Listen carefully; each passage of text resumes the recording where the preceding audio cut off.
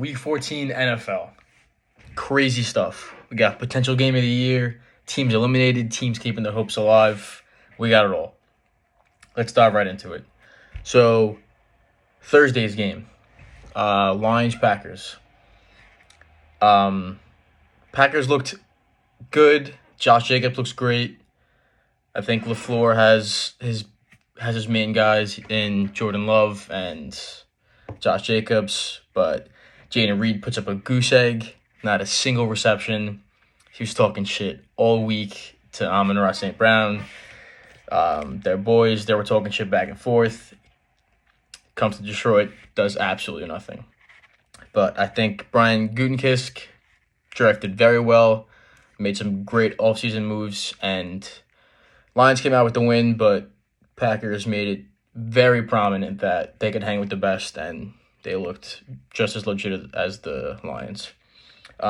Jags-Titans, absolute snooze fest. It was a single touchdown, final score 10-6. Mac Jones got his first win with the Jags, so that could be good news, but you got a shittier draft spot. But overall, not the place to be. Both teams are 3-10, so not what you want to see. Jets-Dolphins. Jets eliminated from the playoffs. Shocker. That's 14 years in a row that they haven't made the playoffs. Not going too hot. Dolphins keep their hopes alive. Big win.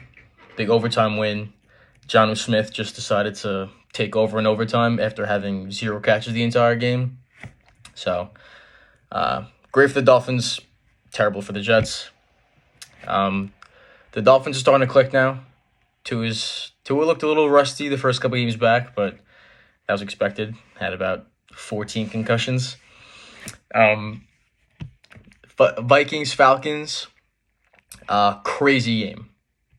First off, Kirk Cousins, not the answer. It's Michael Penix time. Cousins just hasn't recovered from the Achilles injury. Does not look the same. Has 8 interceptions over the past couple games. He's not the answer. On the other side, Sam freaking Darnold looked electric in that game. He is a great fit for this offense. What he does that Kirk Cousins couldn't do is he's able to let the play develop more, move in the pocket, make things happen with his legs. Kirk wasn't mobile at all. So, great offseason move by the Vikings. Great trade. He fits super well with Justin Jefferson and Jordan Addison. They both went off this week, had 5 combined touchdowns, all throw from Sam Darnold. Offense looked impeccable. Saints-Giants. Giants lose again. Drew Lock, not the answer. Tank, get Cam Ward, get a quarterback who could actually play the game. That's it. Get Neighbors some help, get Dable some help. Everyone needs help. Just our quarterback, not the answer. On the other hand, Saints quarterback, Derek Carr, out for the year. Broke his hand. I don't know who we're going to see next, whether it's Spencer Rattler or they just signed Ben DiNucci off waivers. Couldn't tell you.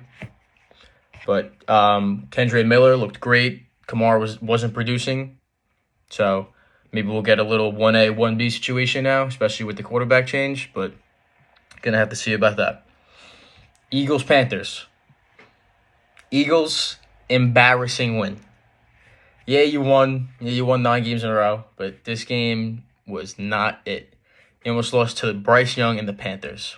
The only reason you didn't lose, was because Xavier Legette decided to drop a wide-open touchdown pass to win the game. And if that happens, all hell breaks loose. But they snuck out with the win.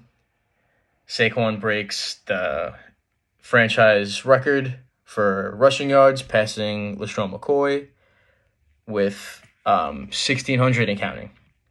So Saquon behind that Eagles offensive line is just a force to be reckoned with. He is going to win the rushing title. It's unfair.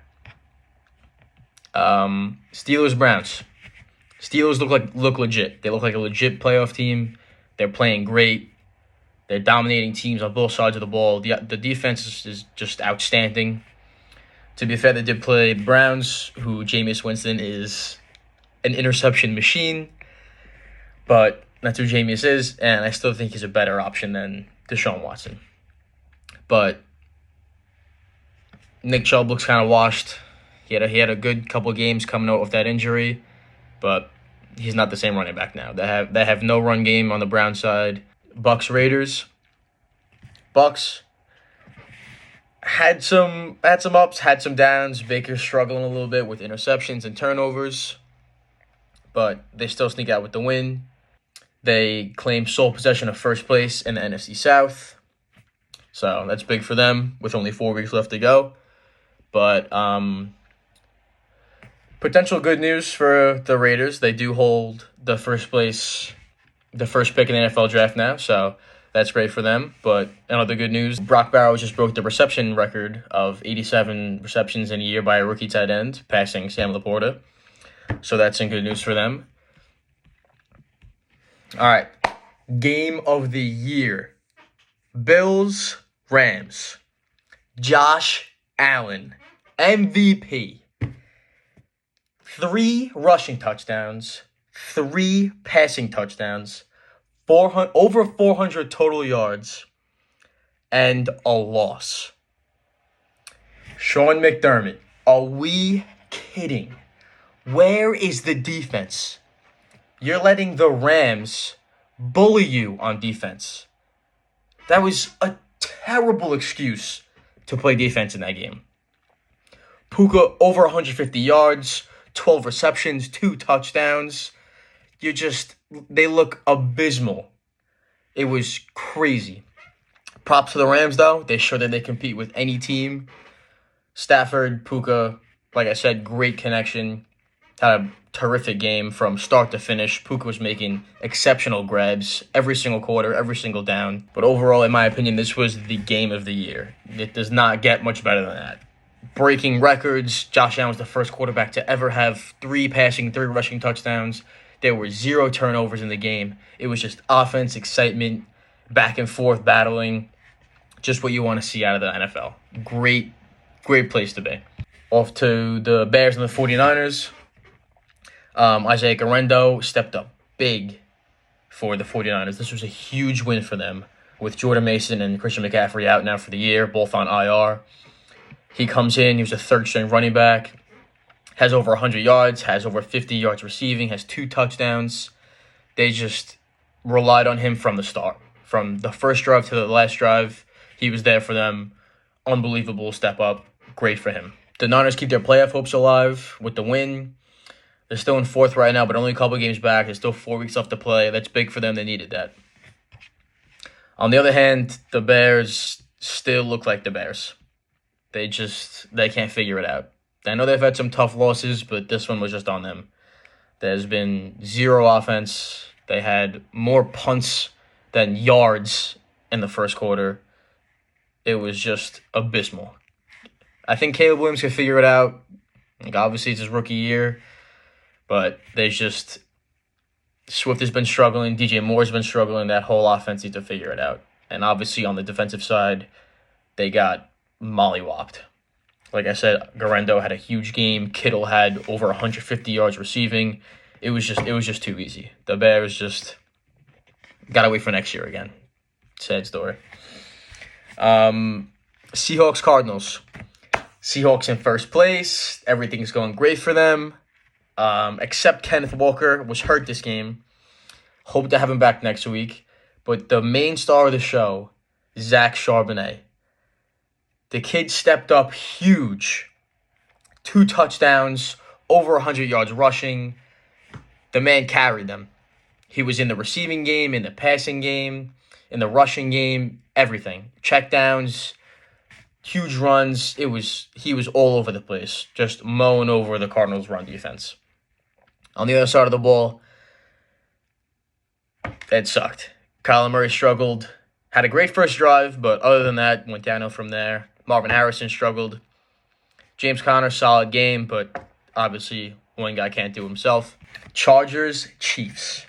How did the Chiefs keep pulling this off?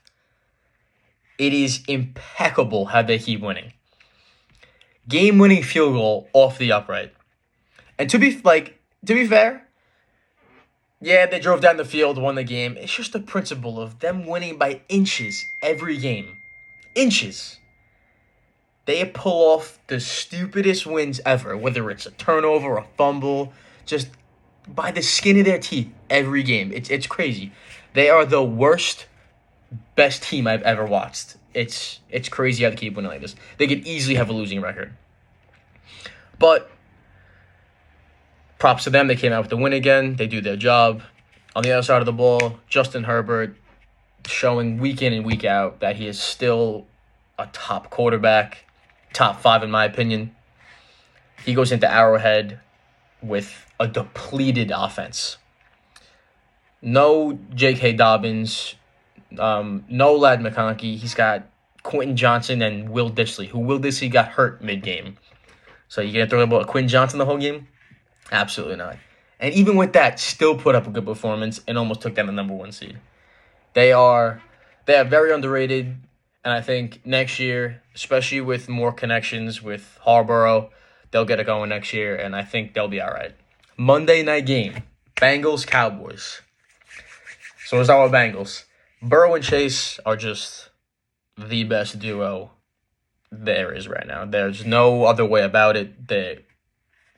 Chase is coming for the Triple Crown, receptions, yards, and touchdowns. Currently in first place for all of them. The Bengals they have an elite offense, but they just do not win games. They started off the season terrible. They won, but is it going to be enough? That's really what it comes down to. They currently have about a 4.8% chance to make the playoffs. And it's sad to say, but I don't think they're going to make it because that offense is just so electric. But on the defensive side of the ball, they have zero help. It sucks for them how it keeps happening. But the Cowboys, still an embarrassing franchise, are just finding new and more embarrassing ways to lose. If you guys didn't watch the game, punt blocked by the Cowboys. Everything's going great. There's about 2 minutes left. You block the punt. It's a tie game. All you got to do is get a couple yards, kick a field goal, you win. The punt gets blocked, and the Cowboys try to recover it. And can you guess what happened next? Yep, they fumbled. The Bengals get the ball, go down the field. Jamar Chase, obviously touchdown, game over. Micah Parsons was beside himself, walked off the field before the game was even over. It was just an embarrassing loss overall. Week 14, crazy things. Crazy things. Like I said, game of the year. I can't get enough of this. There was so much action this week. Next week, week 15, coming at you.